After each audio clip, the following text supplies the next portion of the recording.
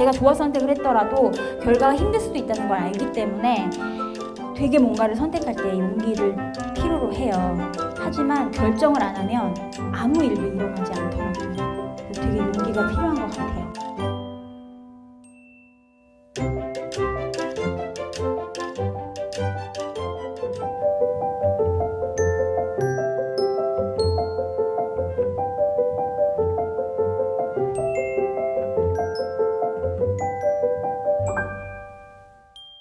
일단 이번 강연의 주제로, 그러니까 제목으로 한복은 쿨하다라고 정했는데 저한테 굉장히 중요한 프레이즈예요. 저희 스튜디오 인호주단, 그러니까 전 회사라는 말을 좀 싫어해서 노동집단이라고 하는데 저희 집단의 캐치프레이즈이기도 하고, 제가 우연한 기회에 한복을 처음 마주했을 때, 그러니까 어른이 돼서 어렸을 때 입었던 그 반짝반짝하고 무지하게 화려한 그 색동 한복이 아니라 정말 다양한 한복이 있다는 것을 마주한 순간 제 머릿속에 제일 먼저 떠올랐던 어떤 말이에요. 이거 너무 쿨하다. so 쿨하다. 난 이걸 해야 되겠다.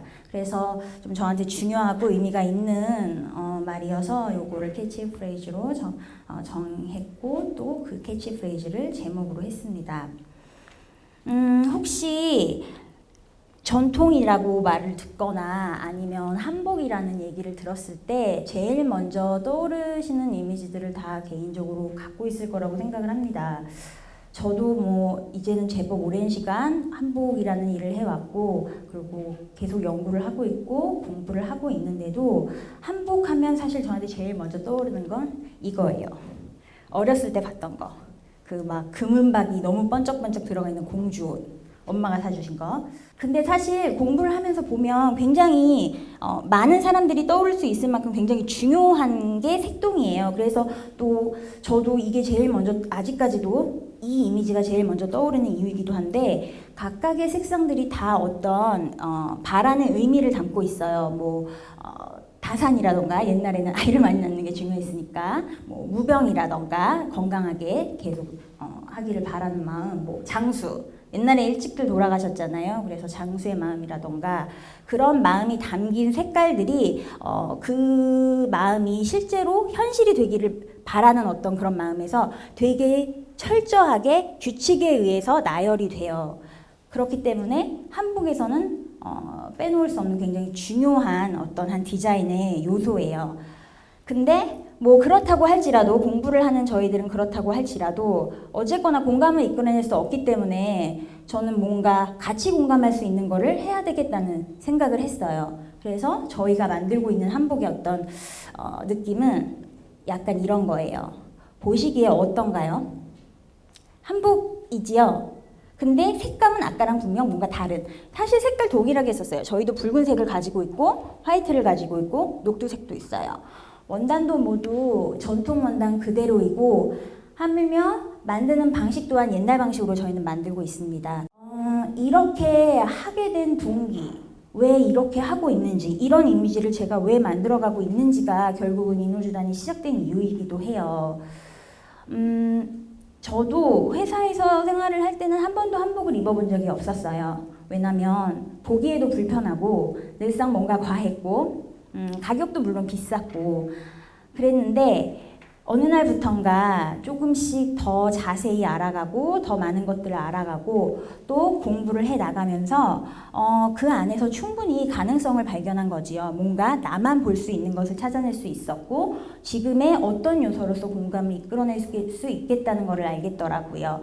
그리고 무엇보다 저는 너무 좋아하고 있어요. 지금도 굉장히 좋아했고, 정말 처음 본 순간 이거 너무 쿨하다, so 쿨하다라고 느끼는 그 가슴 떨림과 즐거움, 그 재미를 아직까지 볼 수 있기 때문에 이런 작업들을 하고 있는데요. 저는 20살에 미국으로 부모님을 따라서 이민을 갔습니다. 그래서 정말 미국에서 너무 재밌게 살았어요. ESL을 3년 했거든요. 보통 1년이면 끝나는 거를. 유학생 친구들하고 거기서 할 수 있는 모든 재밌는 경험들을 다 했던 것 같아요. 그러다가 원래는 패션 디자인을 전공할 생각은 전혀 눈꼽만큼도 없었고, 어느 날 갑자기 생뚱맞게 음반 프로듀서가 돼서 치료음악을 공부해서 사람들의 마음을 치료하는 사람이 되겠다고 말을 했지요. 근데 안타깝게도 미국에 있는 저희 집안의 모든 여자분들은 다 패션 계통에서 일을 하세요. 그리고 저는 이렇게 패밀리 비즈니스라고 하지요. 굉장히 크게 패밀리 비즈니스로 패션 디자인 분야에서 모두 종사하고 있으세요. 그러니까 제 이야기는 당연히 씨알도 안 먹혔어요. 그래서 이제 저희 굉장히 이모가 좋은 디자이너시고 또 좋은 패션 디자이너이신 만큼 성격도 만만치가 않으신데 딜을 하시더라고요.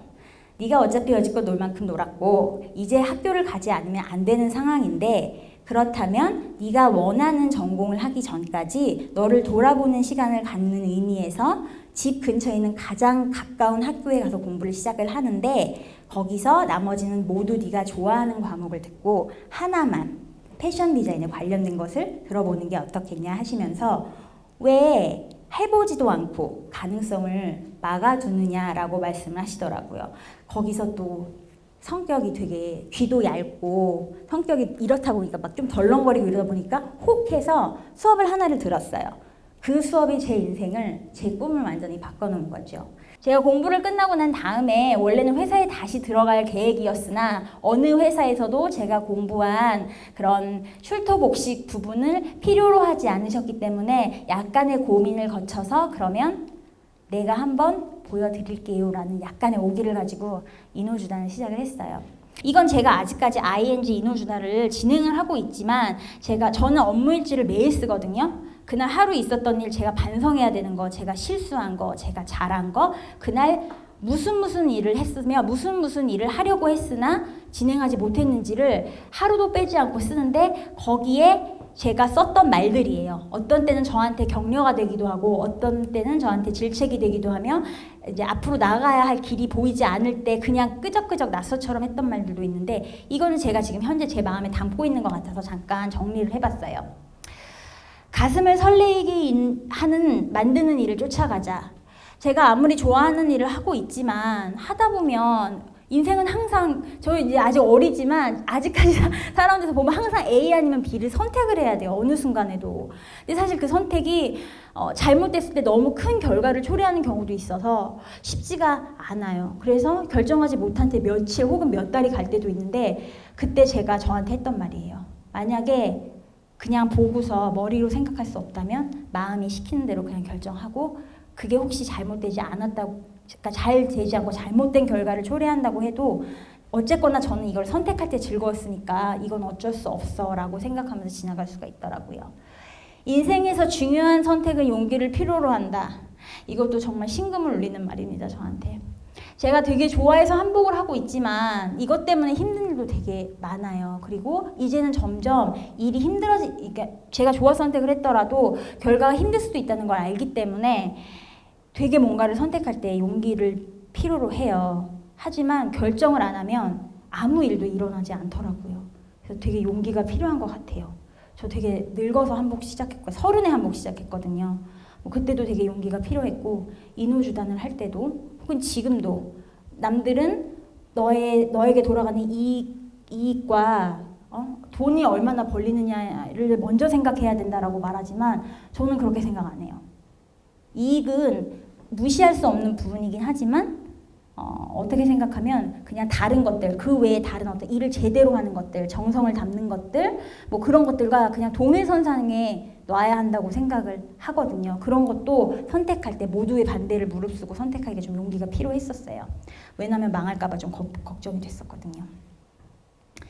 즐거워서 하는 일이라도 실현은 있다.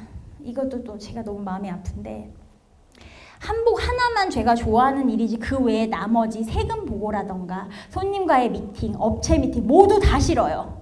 내가 도대체 뭐하러 이거를 해가지고 이 쓸데없는 옛날에 회사 다닐 때 한복만 디자인하면 됐고 한복 하나에만 집중하면 됐었는데 이걸 뭐하러 시작해서 이런 것들을 다 해야 하냐 하면서 저희 직원 선생님들한테 매일 푸념을 해요.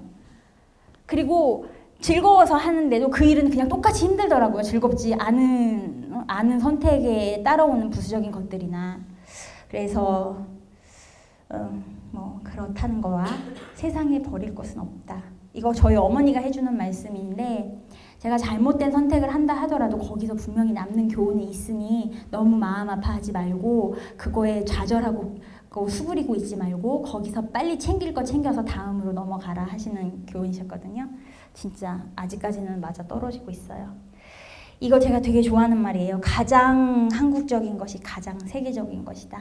이거를 이제 학교에서 체험을 했기 때문에 저는 여기서 잘 공부한 한복을 가지고 미국으로 다시 돌아가서 뭔가 좀 새로운 일을 나만 할 수 있는 일을 해보려고 계획하고 한국에 온 거지요. 그리고 즐겨라.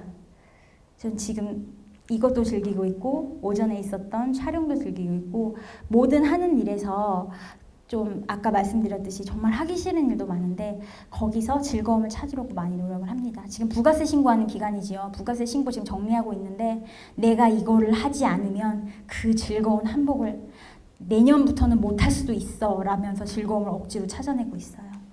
그래서 즐겨라. 제가 바라는 저의 미래 그리고 인우주단의 미래는 이것이에요. 지금 외국 아저씨잖아요.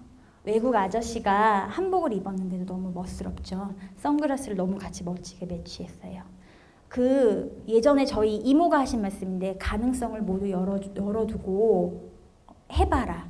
거기서 뭔가 다 새로운 걸 찾을 수도 있다라고 해서 가능성을 항상 열어두고 이게 한복이 서양에 가서 어떤 또 그림을 저한테 보여줄지는 모르는 거잖아요. 그러니까 지금 뭐 서양을 가겠다 이런 게 아니라 가능성을 모두 열어두고 제가 뭔가를 해 나갈 수 있기를 저 스스로한테 바라는 마음에서 이 사진을 넣었는데요. 여기 보시면 진짜배기 전통이 구석구석 살아있는 아름답고 독창적인 문화를 디자인해서 세계 곳곳의 즐거움을 선물할 수 있는 모두의 작은 작업실 인우주단일 수 있기를 바라는 마음이에요.